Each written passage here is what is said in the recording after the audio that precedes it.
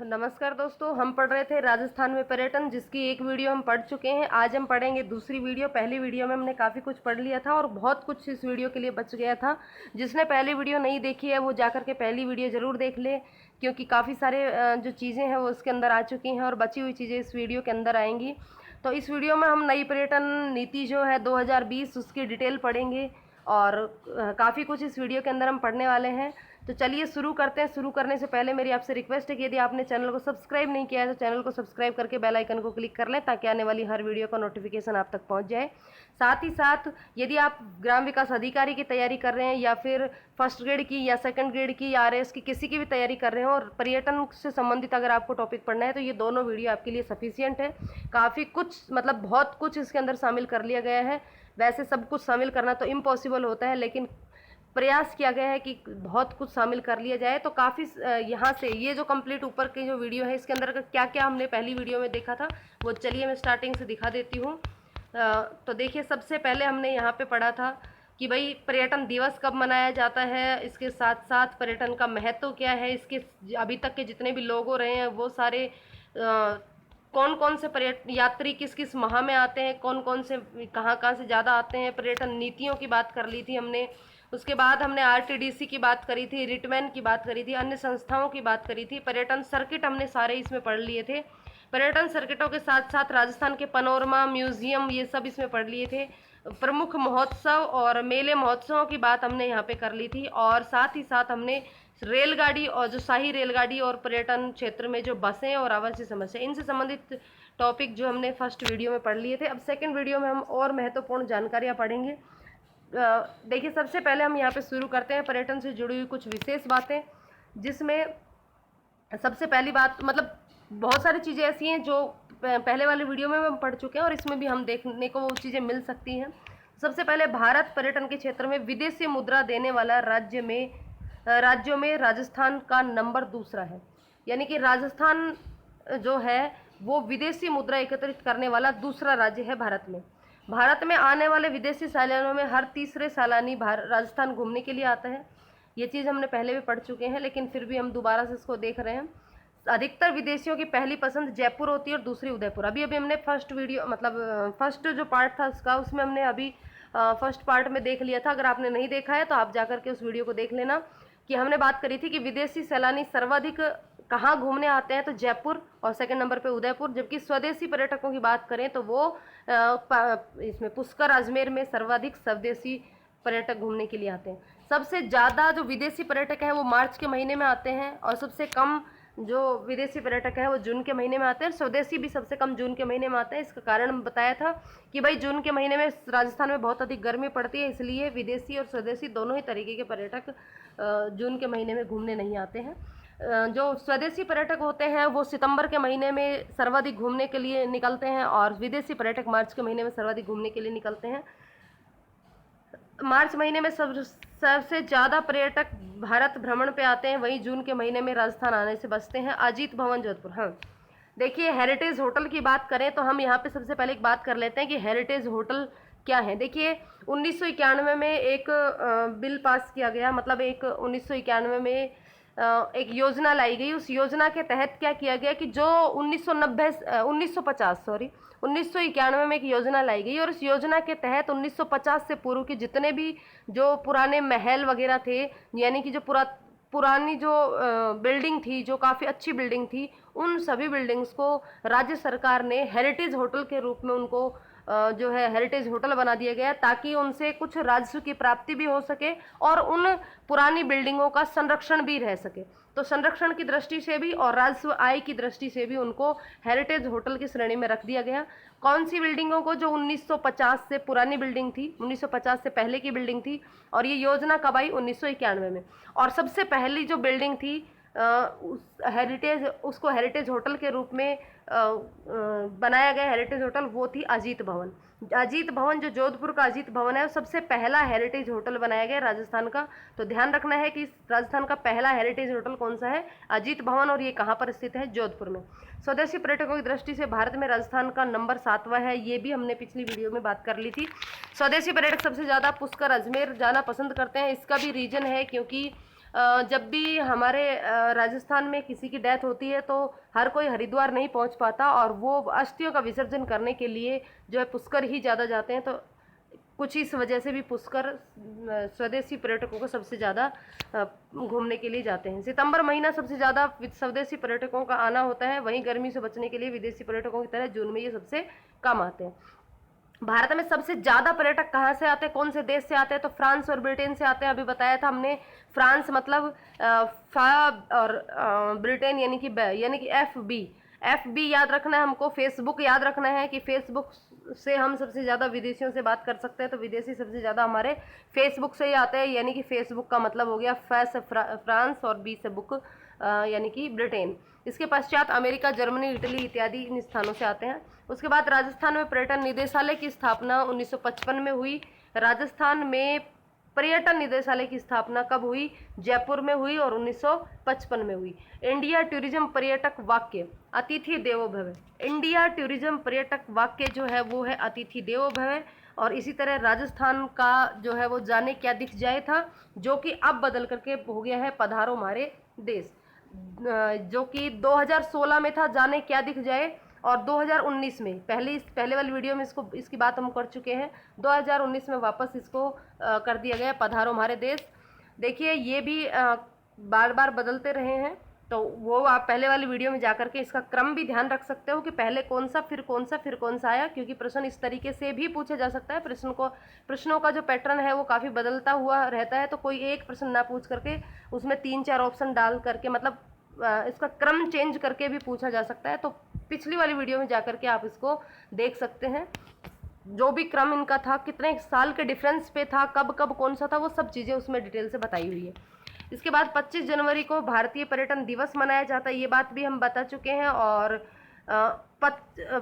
जनवरी 2020 और 2021 का जो वो था थीम थी पर्यटन दिवस की, वो क्या थी वो भी पिछली वीडियो में बताई है। और 22 की थीम क्या है वो भी पिछली वीडियो में बताई है। और 2022 को किस रूप में, किस महोत्सव के रूप में मनाया गया है पर्यटन दिवस को, वो बात हम आगे इस वीडियो के अगले पार्ट में करने वाले हैं, मतलब इसी वीडियो में हम उसकी बात करेंगे। तो 1 अप्रैल 1979 में जयपुर में ही राजस्थान पर्यटन विभाग यानी कि RTDC की स्थापना की गई। 1 अप्रैल से इसने कार्य शुरू किया। 1 अप्रैल 1979 से इसने कार्य शुरू किया और 1978 में इसकी स्थापना की गई। राजस्थान ने भारत में पहली बार पर्यटन उद्योग का दर्जा दिलवाया, जो कि 1989 में मोहम्मद यूनिस समिति की सिफारिश पर। और 2004-05 में इसको जन उद्योग का दर्जा दिया गया, और 2004 में इसको धूम्र रहित उद्योग का दर्जा यानी कि निर्धूम उद्योग का दर्जा भी इसको दिया गया। ये भी चीज़ें आपको याद रखनी है। नीमराणा बावड़ी अलवर को भारतीय पुरातत्व सर्वेक्षण विभाग ने 2018 में राष्ट्रीय स्मारक घोषित किया। नीमराणा बावड़ी जो है अलवर में, इसको भारतीय पुरातत्विक सर्वेक्षण विभाग ने 2018 में राष्ट्रीय स्मारक घोषित किया। भारतीय पुरातत्विक सर्वेक्षण विभाग द्वारा प्रथम स्थान पर ब्रह्मा जी के मंदिर को पुरातत्विक सर्वेक्षण विभाग द्वारा पहले स्थान पर ब्रह्मा जी के मंदिर को घोषित किया गया। भारत के 7 आश्चर्यों में राजस्थान के सोनार दुर्ग को भी शामिल किया गया है। 7 आश्चर्यों में।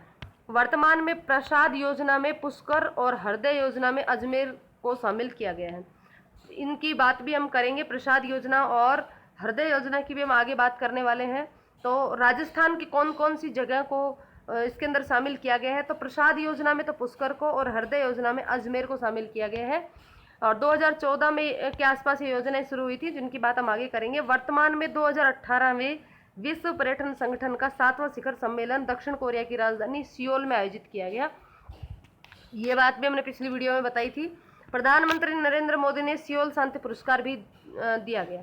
तो देखिए इस शिखर सम्मेलन में इम्पोर्टेंट ये किस लिए है, क्योंकि इस शिखर सम्मेलन में सियोल शांति पुरस्कार जो है वो किसको मिला, प्रधानमंत्री नरेंद्र मोदी को मिला था। इसलिए ये शिखर सम्मेलन जो है काफ़ी इम्पोर्टेंट है। 2018 में आयोजित किया गया 7वां शिखर सम्मेलन था और दक्षिण कोरिया की राजधानी सियोल में आयोजित किया गया। और भारत की तरफ से प्रधानमंत्री नरेंद्र मोदी ने भाग लिया और उनको ही सियोल शांति पुरस्कार प्रदान किया गया।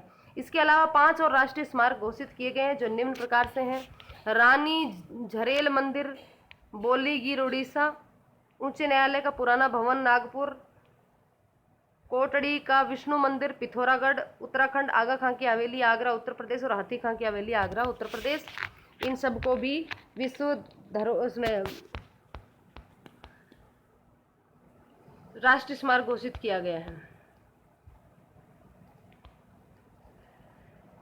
अब बात करते हैं पर्यटन विभाग का सर्वश्रेष्ठ पुरस्कार की। तो पर्यटन के क्षेत्र में दिया जाने वाला चाला श्रेष्ठ पुरस्कार दिया जाने वाला पाटा है ये पुरस्कार का नाम, ये वाला है। पर्यटन के क्षेत्र में दिया जाने वाला सर्वश्रेष्ठ पुरस्कार पाटा पुरस्कार है। पाटा पुरस्कार की शुरुआत 1985 में की गई। तो पूछा जाए कि भाई पर्यटन के क्षेत्र में दिया जाने वाला सर्वश्रेष्ठ पुरस्कार कौन सा है, तो पाटा पुरस्कार है। इसकी शुरुआत कब हुई थी? 1985 में। 2010 का पुरस्कार राजस्थान को दिया गया। 2010 का पाटा पुरस्कार किसको मिला? राजस्थान को। तो यहाँ पे इस तरीके से पूछा जा सकता है कि भाई 2010 या यूँ पूछा जा सकता है राजस्थान को पाटा पुरस्कार कब दिया गया? तो 2010 में दिया गया। 2014 में ये पुरस्कार केरल को दिया गया जो कि 29वां पुरस्कार था। अब बात करते हैं राजस्थान पर्यटन को बर्लिन में सर्वश्रेष्ठ हेरिटेज डेस्टिनेशन का पुरस्कार मिला। राजस्थान को बर्लिन में, कहाँ पर मिला? बर्लिन में सर्वश्रेष्ठ हेरिटेज डेस्टिनेशन का पुरस्कार किसको मिला? राजस्थान को। तो इसकी बात कर लेते हैं। बर्लिन जर्मनी में चल रही अंतर्राष्ट्रीय पर्यटन सम्मेलन ITB में राजस्थान पर्यटन को सर्वश्रेष्ठ हेरिटेज डेस्टिनेशन पुरस्कार से सम्मानित किया गया और ये पुरस्कार Pacific area travels writers association के बर्लिन में आयोजित वार्षिक पुरस्कार समारोह के दौरान राज्य के प्रमुख शासन सचिव श्रीमती श्रेया गुहा ने प्राप्त किया। किसने प्राप्त किया? श्रेया गुहा ने 2000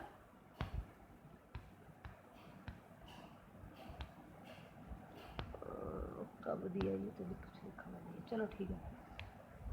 बर्लिन में आयोजित वार्षिक पुरस्कार समारोह के दौरान राज्य की प्रमुख शासन सचिव पर्यटन श्रीमती श्रेया गुहा ने इस पुरस्कार को प्राप्त किया और ये बर्लिन में 6 से 10 मार्च तक चल रहा था। ये अंतर्राष्ट्रीय पर्यटन सम्मेलन में भाग लिया जा रहा था और सबसे बड़ा पर्यटन मेला जिसमें 180 देशों ने प्रतिनिधित्व किया, मतलब 180 देशों ने भाग लिया। राजस्थान पर्यटन द्वारा इस सम्मेलन में आकर्षक पैविलियन की स्थापना कर पर्यटन क्षेत्र के निजी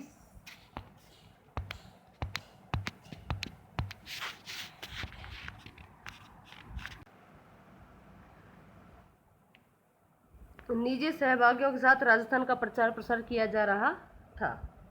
अब बात करते हैं राजस्थान के रोपवे की। देखिए राजस्थान में 4 रोपवे अभी तक चालू हैं और बाकी प्रस्तावित हैं। तो राजस्थान का पहला रोपवे सब जानते हैं भीनमाल जालोर में सुंडा माता मंदिर पर जाने के लिए है जो कि 800 मीटर लंबा है और ये 20 दिसंबर 2006 से संचालित है। 20 दिसंबर 2006 से संचालित है पहला रोपवे भीनमाल जालोर सुंडा माता मंदिर, सुंडा पर्वत पर स्थित है ये और 800 मीटर लंबा है। 20 दिसंबर 2006 से संचालित है। दूसरा जो रोपवे है वो उदयपुर के करणी माता मंदिर में जाने के लिए है और 8 जून 2008 से राज्य का दूसरा रोपवे जो है ये संचालित है। तीसरा रोपवे जो है ये है पुष्कर में, जो कि तीसरा रोपवे है सावित्री माता मंदिर पर जाने के लिए और 3 मई 2016 को इसका संचालित हुआ। चौथा रोपवे है सामोद वीर हनुमान मंदिर के लिए चौमू जयपुर में, जिसकी लंबाई 400 मीटर है।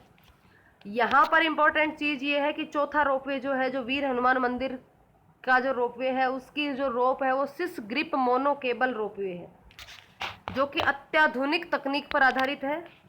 ध्यान रखना है ये सिस ग्रिप मोनो केबल, जो वीर हनुमान मंदिर का जो रोपवे है वो सिस ग्रिप मोनो केबल रोपवे है जो कि अत्याधुनिक तकनीकी पर आधारित है। राज्य में जयपुर के कनक वृंदावन माउंट आबू सिरोही में भी रोपवे बनना प्रस्तावित है। अब ये तो थी बात रोपवे की। अब बात कर लेते हैं, ये बात हम पहले भी कर चुके हैं कि यूनेस्को ने राजस्थान के कालबेलिया लोक नृत्य को 2010 में अमूर्त सांस्कृतिक विरासत की प्रतिनिधित्व सूची में इसको शामिल किया। वर्ल्ड हेरिटेज की कल्चरल सूची में शामिल राज्य की पहली धरोहर कौन सी थी? तो ये थी जंतर मंतर, जो कि 2010 में ही इसको, एक मिनट, ठीक है, 2010 में पहली तो कल्चरल सूची में शामिल था जंतर मंतर, और दूसरा कल्चरल सूची में शामिल हो गया यूनेस्को द्वारा, ये था कालबेलिया स्कूल ऑफ आर्ट। उसके बाद राज्य की पहली और देश की 23वीं धरोहर है, ये जो है ये राज्य की तो पहली और देश की 23वीं धरोहर है। भरतपुर के घना पक्षी विहार को 1985 में यूनेस्को की नेचुरल हेरिटेज सूची में शामिल किया गया। नेचुरल हेरिटेज सूची में किसको? घना पक्षी विहार को, भरतपुर का घना पक्षी विहार 1985 में। राजस्थान का पहला हाथी गांव जयपुर में आमेर में कुंडाग्राम में स्थित है। पहला हाथी गांव एशिया का तीसरा गांव है, जो राजस्थान का पहला गांव है लेकिन एशिया का तीसरा है। एशिया के 2 अन्य गांव है, वो एक श्रीलंका का और एक थाईलैंड का है। तो राजस्थान का पहला एशिया का तीसरा है, तो मतलब भारत का भी पहला ही है। इससे पहले 2 श्रीलंका और थाईलैंड के हैं, तो ध्यान रखना है ये कि राजस्थान का प्रथम हाथी गांव कहें या भारत का प्रथम हाथी गांव कहें, ये हाथी गांव जयपुर, जो कि आमेर जयपुर कुंडाग्राम में स्थित है। और इसके अलावा पहला और दूसरे नंबर पर एशिया में आते हैं श्रीलंका और थाईलैंड। ग्रामीण पर्यटकों को बढ़ावा देने के लिए 3 ग्रामीण क्षेत्र सामोद, नीमराणा और मोलेला, सामोद जयपुर, नीमराणा अलवर और मोलेला राजसमंद को चयनित किया गया है। ग्रामीण पर्यटन को बढ़ावा देने के लिए 3 ग्रामीण क्षेत्रों को शामिल किया गया है, चयनित किया गया है, जिसमें पहला है सामोद जयपुर, दूसरा नीमराणा अलवर और तीसरा मोलेला राजसमंद। राजस्थान का पहला हेरिटेज होटल अजीत भवन जोधपुर है, ये बात हो चुकी थी। उसके बाद राज्य में हैंडीक्राफ्ट सर्किट, बर्डिंग सर्किट और स्पिरिचुअल सर्किट विकसित होंगे। राज्य में भी हैंडीक्राफ्ट सर्किट, बर्डिंग सर्किट और स्पिरिचुअल सर्किट विकसित होंगे। राज्य का पहला राजीव गांधी कन्वेंशन सेंटर ये जोधपुर में बनाया गया। राज्य का पहला राजीव गांधी कन्वेंशन सेंटर जो है ये कहाँ बनाया गया? जयपुर में बनाया गया। भारत का ये तीसरा टूरिज्म कन्वेंशन सेंटर है। राजस्थान का पहला है राजीव गांधी कन्वेंशन सेंटर जोधपुर में, और भारत का ये तीसरा टूरिज्म कन्वेंशन सेंटर है। राज्य का पहला मीरा संग्रहालय जो है वो उदयपुर में स्थित है, पहला मीरा संग्रहालय। राज्य के पहले और भारत के चौथे हैंगिंग ब्रिज का निर्माण चंबल नदी पर किया गया। राज्य के पहले और भारत के चौथे हैंगिंग ब्रिज का जो निर्माण है वो चंबल नदी पर किया गया। झूलता पुल, हैंगिंग ब्रिज मतलब झूलता पुल। रणथंभौर में सफारी पार्क बनाया जाएगा। देश का यह तीसरा सफारी पार्क है जिसमें वन्य जीवों को विचरण करते हुए देखा जा सकता है। पहला कर्नाटक के बनार घाट नेशनल पार्क और दूसरा है भोपाल में, और तीसरा सफारी पार्क होगा ये होगा रणथंभौर में। इसके बाद उदयपुर को भारत का सर्वश्रेष्ठ अवकाश स्थान के रूप में चुना गया। उदयपुर को भारत का सर्वश्रेष्ठ अवकाश स्थान के रूप में चुना गया। राजस्थान में 4 पर्यटन संभाग हैं, जोधपुर, अजमेर, कोटा और उदयपुर। जोधपुर, अजमेर, कोटा और उदयपुर। सांबर झील को पर्यटन के क्षेत्र में रामसर साइट के नाम से जाना जाता है। रामसर साइट के नाम से किसको जाना जाता है? सांबर झील को पर्यटन क्षेत्र में रामसर साइट के नाम से जाना जाता है। दूसरा रामसर साइट केवलादेव राष्ट्रीय उद्यान भरतपुर है। राजस्थान के दर्शनीय स्थलों के महत्व का कर्नल जेम्स टोड ने अपनी पुस्तक ट्रेवल्स इन वेस्टर्न इंडिया में वर्णन किया। पुस्तक का नाम पूछा जा सकता है कि राजस्थान के दर्शनीय स्थलों को कर्नल जेम्स टोड ने कौन सी पुस्तक में वर्णित किया, तो ट्रेवल्स इन वेस्टर्न इंडिया। उसके बाद विदेशी पर्यटकों की भारतीय चिकित्सा पद्धति में बढ़ रही रुचि के लिए उदयपुर के कैलाशपुरी और हवाला गांव तथा जोधपुर के आयुर्वेद गांव स्थापित किए। भारतीय चिकित्सा पद्धति की रुचि जो है विदेशियों की काफ़ी दिखा रहे हैं, इसलिए उदयपुर में तो कैलाशपुरी और हवाला गांव, और जोधपुर में जो है आयुर्वेदिक गांव स्थापित किए गए। आयुर्वेदिक विश्वविद्यालय की स्थापना जोधपुर में की गई। राजस्थान में आध्यात्मिक पर्यटन को बढ़ावा देने से संबंधित योजना अपना धाम अपना काम अपना नाम, ये योजना है अपना धाम अपना काम अपना नाम। ये आध्यात्मिक पर्यटन को बढ़ावा देने से संबंधित योजना है। जयपुर में पर्यटकों को असामाजिक तत्वों से बचाने हेतु चलाया गया ऑपरेशन है ऑपरेशन स्वागतम। तो यहाँ पे पूछा जा सकता है कि ऑपरेशन स्वागतम किसके लिए है, तो ये है जयपुर में पर्यटकों को असामाजिक तत्वों से बचाने के लिए चलाया गया एक अभियान है। हम बात कर लेते हैं राजस्थान में आए गए पर्यटकों की। तो पर्यटकों की बात करें तो ये पूछे जाते हैं लगभग एक तरीके से तुलनात्मक रूप में। तो 2019 की बात करें तो राजस्थान में कुल 5.38 करोड़ जो है कुल पर्यटक भारत में आए, जिसमें से 5.22 करोड़ तो स्वदेशी और 16 लाख जो है वो विदेशी पर्यटक आए। इसी प्रकार से 2020 में कुल पर्यटक 1.55 करोड़, देखिए काफ़ी घट गए हैं ये, जिसमें से 1.51 करोड़ तो स्वदेशी और 4.46 करोड़ जो है ये विदेशी हैं। 1.51 करोड़ विदेशी और 4.46 करोड़ स्वदेशी पर्यटक। ये कमी किस वजह से हुई? कोविड-19 के कारण कोई भी घूमने के लिए नहीं निकल रहा था। अप्रैल 2021 में अभिनेत्री करिश्मा हाडा को राजस्थान टूरिज्म ऐप का ब्रांड एम्बेसडर बनाया। अप्रैल 2021 में अभिनेत्री करिश्मा हाडा को राजस्थान टूरिज्म ऐप का ब्रांड एम्बेसडर बनाया। पूछा जा सकता है सवाल, राजस्थान टूरिज्म ऐप का ब्रांड एम्बेसडर किसे बनाया गया? तो अभिनेत्री करिश्मा हाडा को अप्रैल 2021 में। चलिए अब बात कर लेते हैं काफ़ी इम्पोर्टेंट चीज़ की, जो कि है राजस्थान पर्यटन नीति 2020, जो कि चौथी नीति है, या यूँ कहें कि राजस्थान नई पर्यटन नीति है ये। इसको लागू किया गया 9 सितंबर 2020 को। यह अंकित 5 वर्ष या नई नीति आने तक लागू रहेगी, यानी कि ये नीति लगभग 5 साल तक, या फिर कोई नई पर्यटन नीति नहीं आ जाती तब तक ये लागू रहने वाली है।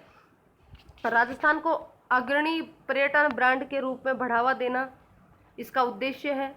पर्यटन ब्रांड के रूप में बढ़ावा देना इसका क्या है? मुख्य उद्देश्य है। इसके साथ साथ सड़क, रेल और हवाई मार्ग के माध्यम से पर्यटन स्थलों की कनेक्टिविटी में सुधार करना भी इसका मुख्य उद्देश्य है। अभी हमने देखी, इससे पहली वीडियो में हमने पढ़ा था कि रेल और बस और हवाई माध्यम से किस प्रकार से पर्यटन को बढ़ावा दिया गया, कौन कौन सी चीज़ें इसके लिए शुरू की गई, कौन सी बस, कौन सी ट्रेन और कौन सी हवाई यात्रा। पर्यटकों के लिए आवासीय बुनियादी ढांचों का विस्तार करना भी इसका एक उद्देश्य है। पर्यटकों के लिए सुरक्षित वातावरण प्रदान करना, यानी कि जो भी महिला पर्यटक आती हैं, जो विशेष करके महिलाओं की बात हो रही है यहाँ पे, उनको सुरक्षित वातावरण प्रदान करना भी इसका इस नीति में मुख्य उद्देश्य रखा गया है। ग्रामीण पर्यटन को बढ़ावा देना और नए पर्यटन स्थलों के उत्पादों और सेवाओं को बढ़ावा देना भी इसका मुख्य उद्देश्य है। स्वरोजगार पैदा करने के लिए पर्यटन विशिष्ट कौशल विकास की सुविधाएं प्रदान करना इसका उद्देश्य है। निजी क्षेत्र में निवेश को प्रोत्साहित करना भी इसका उद्देश्य है।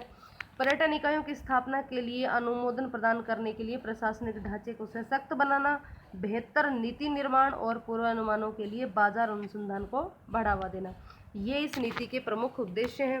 अब राजस्थान पर्यटन के विभिन्न आयाम क्या क्या हैं? तो राजस्थान पर्यटन में सबके लिए कुछ ना कुछ है, समथिंग फॉर एवरीवन। तो ऐतिहासिक स्मारक की बात करें तो प्रत्येक संभाग में 2 या 3 स्मारकों की पहचान की जाएगी। स्पेशल हेरिटेज या क्राफ्ट विलेज, तो गांव और गांव के समूह की पहचान की जाएगी और उन्हें स्पेशल हेरिटेज विलेज या स्पेशल क्राफ्ट विलेज का दर्जा दिया जाएगा, जिसकी जिम्मेदारी जिला पर्यटन विकास समिति की रहेगी। मरुस्थलीय पर्यटन की बात करें तो horse safari, camel safari, desert camp, रेत के धोरे, शूटिंग के लिए आकर्षक स्थलों को फोकस किया जा रहा है। मरुस्थलीय पर्यटन में horse safari, camel safari, desert camp, रेत के धोरे, शूटिंग के लिए आकर्षक स्थलों को फोकस किया जा रहा है। एडवेंचर टूरिज्म की बात करें तो राजस्थान में इसकी भी काफ़ी सारी संभावनाएं हैं, जैसे कि arrow tourism, aqua tourism, land based tourism, border tourism, ग्रामीण पर्यटन, ये सारे। एजुकेशन टूरिज्म, कोटा शहर को शिक्षा नगरी के रूप में जाना जाता है और जयपुर और सीकर को शिक्षा के बड़े हब बनकर उभर रहे हैं, तो ये एजुकेशन टूरिज्म भी हो गया। वेलनेस टूरिज्म, तो राजस्थान में अनेक औषधीय पादप पाए जाते हैं। जुलाई 2021 से राजस्थान सरकार घर घर औषधि योजना शुरू करने जा रही है, नहीं कर चुकी है, मतलब ये जो घर घर औषधि योजना है, ये हमने जब योजनाएं पढ़ी थी उसके अंदर भी हमने पढ़ा था कि घर घर औषधि योजना क्या है कि प्रत्येक घर में 8 औषधीय पौधे, प्रत्येक घर में 1 साल में 8 औषधीय पौधे प्रत्येक घर में भिजवाए जाएंगे। उसके बाद है ट्राइबल टूरिज्म, तो उदयपुर, डूंगरपुर, बांसवाड़ा, प्रतापगढ़ को ट्राइबल टूरिज्म के रूप में विकसित किया जा रहा है। उदयपुर, डूंगरपुर, बांसवाड़ा, प्रतापगढ़, उदयपुर, डूंगरपुर, बांसवाड़ा, प्रतापगढ़ को ट्राइबल टूरिज्म के रूप में विकसित किया जाएगा। सांस्कृतिक पर्यटन, धार्मिक पर्यटन, wedding tourism, craft tourism. Delhi hot के तर्ज पर जयपुर, जोधपुर और उदयपुर में भी बाजार लगाए जाएंगे। MICE tourism, meeting, incentives, conference, exhibition, बड़े सेमिनार, सम्मेलनों के आयोजन को बढ़ावा देना। रूट्स टूरिज्म, प्रवासी राजस्थानियों के लिए राजस्थान कॉलिंग अभियान चलाया गया। प्रवासी राजस्थानियों के लिए राजस्थान कॉलिंग अभियान, ये जो राजस्थान कॉलिंग अभियान है इसकी चर्चा भी हम आगे करेंगे। इसके बाद है राजस्थान में फिल्म पर्यटन।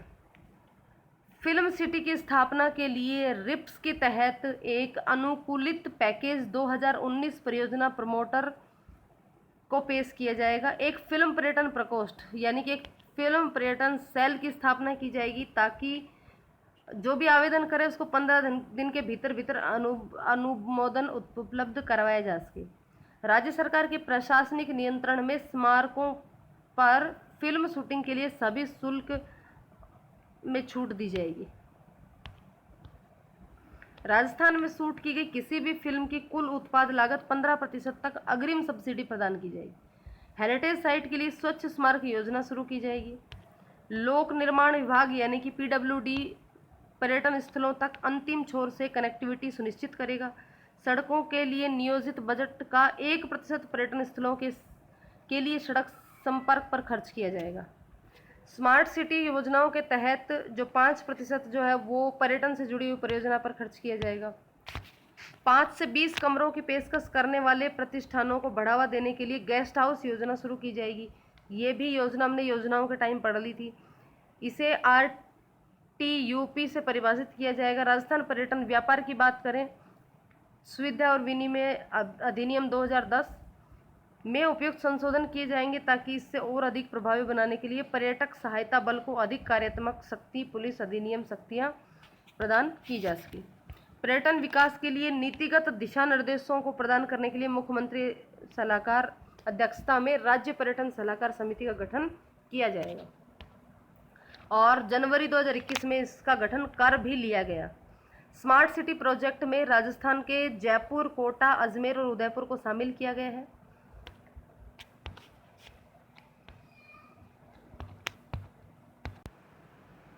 अब यहाँ पे हम बात कर लेते हैं बजट 2021-22 में क्या क्या घोषणाएं हुई जो पर्यटन के लिए हुई हैं। तो उसमें सबसे पहले तो 500 करोड़ रुपए का पर्यटन विकास कोष बनाया जाएगा।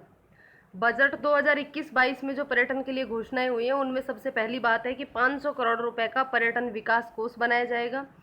शेखावाटी पर्यटन सर्किट, शेखावाटी पर्यटन सर्किट में सीकर को पर्यटन स्वागत केंद्र के रूप में विकसित किया जाएगा। सीकर को पर्यटक स्वागत केंद्र के रूप में विकसित किया जाएगा। गोडवाड़ पर्यटन सर्किट, तो गोडवाड़ क्षेत्र में आता है पाली, जालोर, बाड़मेर, सिरोही।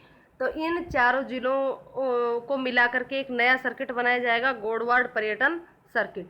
ढोला मारू टूरिज्म कॉम्प्लेक्स, जैसलमेर में सम रोड पर 3,500 बीघा में बनाया जाएगा ढोला मारू टूरिज्म कॉम्प्लेक्स। तो सबसे पहली चीज़ तो एक तो ये बजट में घोषणा हुई है कि एक नया सर्किट बनाया जाएगा, गोडवाड़ पर्यटन सर्किट, जिसमें कौन कौन से जिले शामिल किए जाएंगे, पाली, जालोर, बाड़मेर और सिरोही। उसके अलावा घोषणा हुई है कि ढोला मारू टूरिज्म कॉम्प्लेक्स बनाया जाएगा जो कि जैसलमेर में सम रोड पर बनाया जाएगा।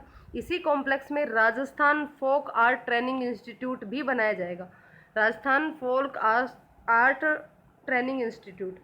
उसके अलावा कलाकार कल्याण कोष बनाया जाएगा जिसमें 15 करोड़ रुपए लगेंगे, 15 करोड़ रुपए की लागत लगेगी। फिल्म पर्यटन प्रोत्साहन नीति लागू की जाएगी, फिल्म पर्यटन प्रोत्साहन नीति। राजस्थानी फिल्म को 25 लाख रुपए की सहायता दी जाएगी। राजस्थानी फिल्म को 25 लाख रुपए की सहायता राशि और SGST, स्टेट GST होती है, उस पर 100% की छूट। सिंगल विंडो क्लियरेंस सिस्टम लागू किया जाएगा। 30 मार्च को सभी जिलों में राजस्थान उत्सव मनाया जाएगा। नेहरू यूथ कल्चरल एक्सपोजर कार्यक्रम भी आयोजित किया जाएगा, नेहरू यूथ कल्चरल एक्सपोजर कार्यक्रम। अब देखिए, अभी हमने पिछली वीडियो में बात की थी कि भाई 2022 में जो मनाया गया था हमारा पर्यटन दिवस 25 जनवरी को। तो उस 25 जनवरी को किस रूप में हमने मनाया था, किस महोत्सव के रूप में मनाया था, तो बताया था कि नेक्स्ट वीडियो में देखिएगा। तो ये चीज़ यहाँ पे आ चुकी है। देखिए, साल 2022 में पर्यटन मंत्रालय ने आज़ादी का अमृत महोत्सव के तत्वाधान में राष्ट्रीय पर्यटन दिवस मना रहा है। 2022 में मनाया गया, जो कि भारत की आज़ादी के 75 साल पूरे होने पर 75 सप्ताह का भव्य उत्सव था। और इस पर्यटन दिवस के लिए इस वर्ष की जो थीम थी वो थी ग्रामीण एवं सामुदायिक केंद्रित पर्यटन।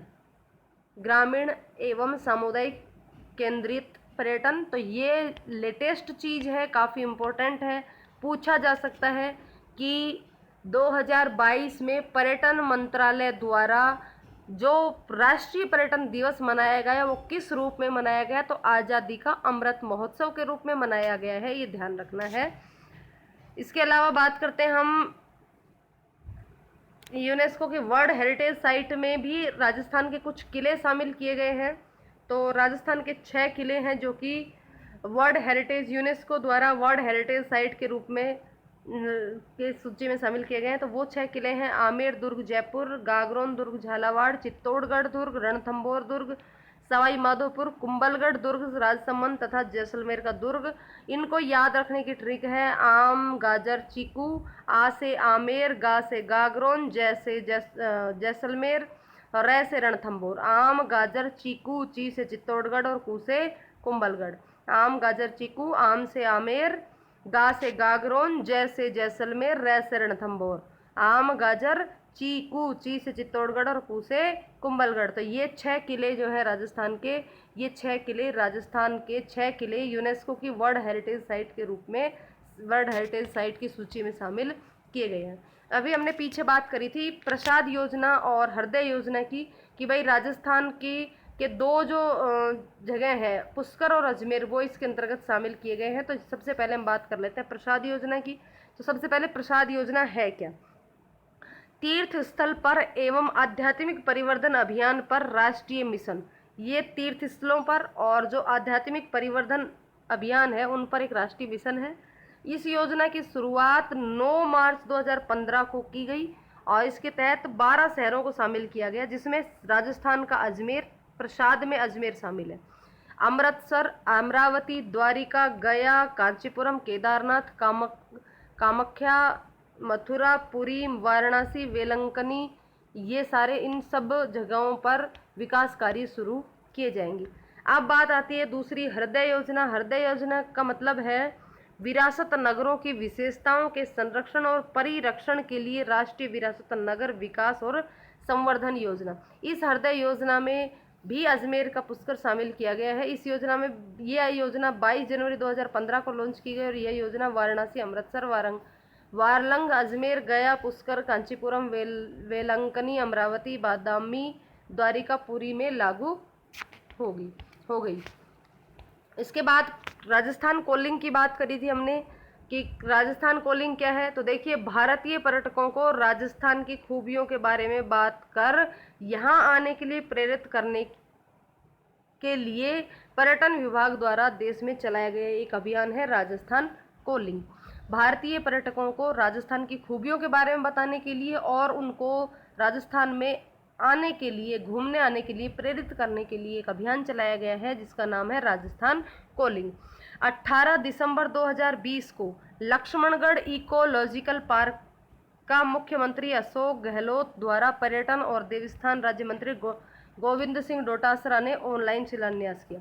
यानी कि इकोलॉजिकल पार्क का शिलान्यास किया गया अभी 2020 में, 18 दिसंबर 2020 में। कहाँ पर किया गया? लक्ष्मणगढ़ में। और ये गोविंद सिंह डोटासरा और अशोक गहलोत द्वारा ऑनलाइन इसका शिलान्यास किया गया। उसके अलावा बात करते हैं हम हिंडोला महोत्सव क्या होता है। तो पुष्कर के नारंगजी मंदिर में सावन की छोटी तीज से बड़ी तीज तक एक महोत्सव आयोजित किया जाता है जो कि हिंडोला महोत्सव है। हिंडोला का मतलब होता है झूला।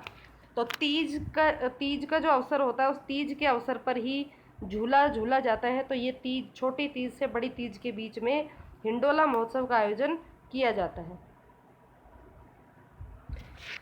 उपरोक्त के अतिरिक्त पर्यटन विभाग द्वारा प्रति वर्ष कुंभलगढ़ में कुंभलगढ़ फेस्टिवल, डूंगरपुर में माही फेस्टिवल, बारा में एडवेंचर टूरिज्म फेस्टिवल भी आयोजित किए जाते हैं। अब बात करते हैं और अन्य कुछ पर्यटन विभाग द्वारा आयोजित किए जाने वाले अन्य उत्सव।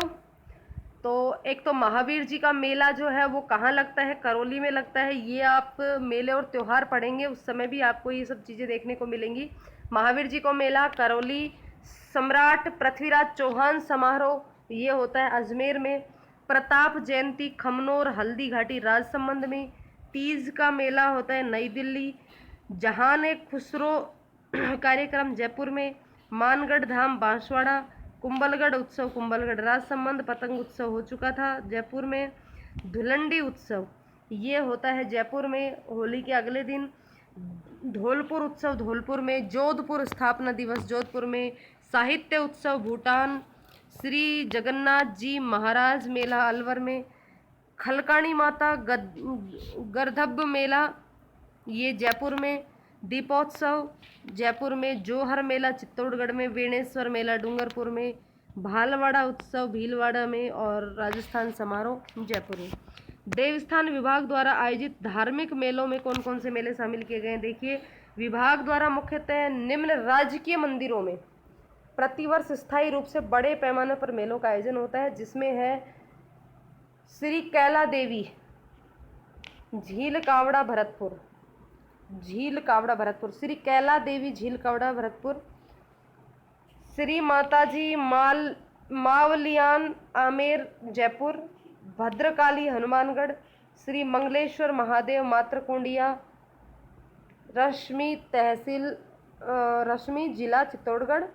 श्री ऋषभ देव जी मंदिर धुलेव उदयपुर। चार भुजा जी का मंदिर गढ़बोर जिला राजसमंद।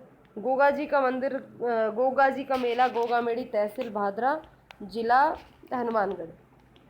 ये मेले और उत्सव हो चुके थे। अब हैं आरटीडीसी द्वारा संचालित कुछ होटल। तो देखिए राजस्थान के सभी पर्यटक स्थानों पर जिसमें सैलानियों को अच्छी सुविधा मिलती है ये आरटीडीसी के कुछ होटल हैं जो कि अलग अलग जगहों पर स्थित हैं। तो सबसे पहले आनंद भवन ये है उदयपुर में। उदयपुर में 3 होटल हैं, आनंद भवन, गवरी और कजरी गवरी आनंद भवन। ये तीनों होटल जो है ये उदयपुर में हैं। इसके अलावा गावड़ी तालाब झालावाड़, पणिहारी और शिल्पी ये दोनों हैं पाली में। घूमर होटल जो है वो जोधपुर में है। गोकुल नाथ द्वारा में और हवेली फतेहपुर सीकर में। हवेली फतेहपुर सीकर में। गोकुल नाथ द्वारा में। स्टार देखिए जयपुर के होटल देखिए, स्टार झील टूरिज्म विलेज, बजट होटल खासा कोठी जयपुर, गणगौर होटल, स्वागतम hotel, cafeteria hotel, Teej hotel. ये सारे के सारे होटल जो है वो आरटीडीसी द्वारा संचालित होटल है जो कि जयपुर में है। इसके अलावा अजमेर की बात करें तो अजमेर में है खादिम और खिदमत और सरोवर होटल पुष्कर में है और खादिम और खिदमत ये दोनों अजमेर में है। उसके बाद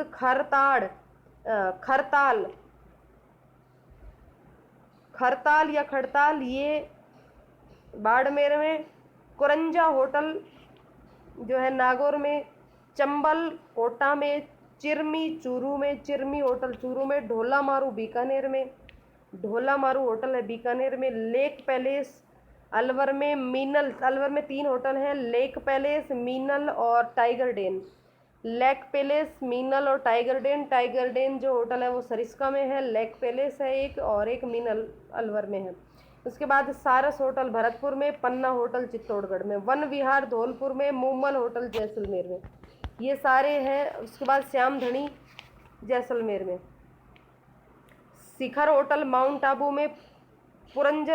पुरजन होटल भी सिरोही में। विनायक होटल रणथंभौर में। कामधेनु होटल भी रणथंभौर में और झूमर बावड़ी भी रणथंभौर में। तो ये है वो होटल हैं ये सारे जो कि आरटीडीसी द्वारा संचालित है। तो इसी के साथ ये ख़त्म होता है हमारा आज का टॉपिक राजस्थान में पर्यटन। मिलते हैं एक अलग नए टॉपिक के साथ। अगर इसके अलावा आपको कोई स्पेशल टॉपिक की डिमांड हो तो कमेंट करके ज़रूर बोलिएगा। तो चलिए मिलते हैं एक नेक्स्ट टॉपिक में, तब तक के लिए बाय बाय।